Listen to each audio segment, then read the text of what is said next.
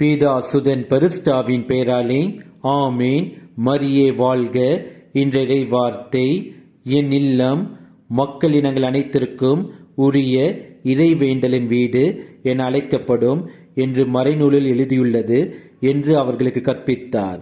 ஆனால் நீங்கள் இதை கல்வர் குகையாக்கிவிட்டீர்கள் என்றார். He began to teach and say to them, if it is not written, my house shall be called a house of prayer for all the nations, but you have made it a robber's den. Mark நற்செய்தி அதிகாரம் 11 வசனம் 17.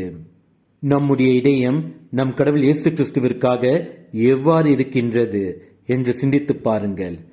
நம்முடைய இதயத்தில் வைத்திருக்கிற பழி வாங்கும் எண்ணங்களையும் கற்புக்கு விரோதமான எண்ணங்களையும் உலக செல்வங்கள் மீது வைத்துள்ள பேராசைகளையும் நம்முடைய இதயத்திலிருந்து தூக்கி எறிவோம். நம் கடவுள் இயேசு கிறிஸ்துவுக்காக நம்முடைய உள்ளத்தை, அதாவது நம்முடைய இதயத்தை தூய்மையாக வைத்திருப்போம். பாவ எண்ணங்களையும் ஆசைகளையும் தூக்கி எறிந்து ஒழுக்கத்தால் நம் இதயத்தை, அதாவது நம் கடவுள் இயேசு கிறிஸ்து தங்கும் இல்லத்தை அலங்கரித்து வைப்போம். இயேசுவுக்கே புகழ். மரியே வாழ்க.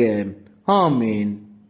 என் இதயம் யாருக்கு தெரியும், என் வேதனை யாருக்கு புரியும், என் தனிமே என் சோர்வுகள் யார் என்னை தேற்றக்கூடும், யார் என்னை தேற்றக்கூடும்.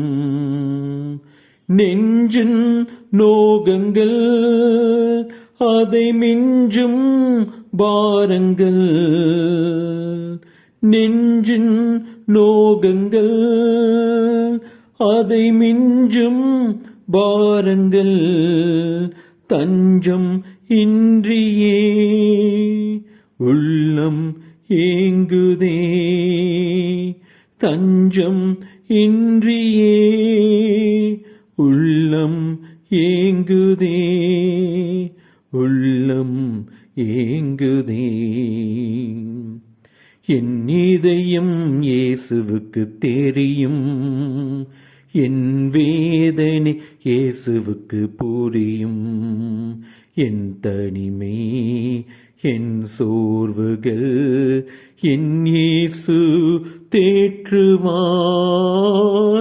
என் இயேசு தேற்றுவார்.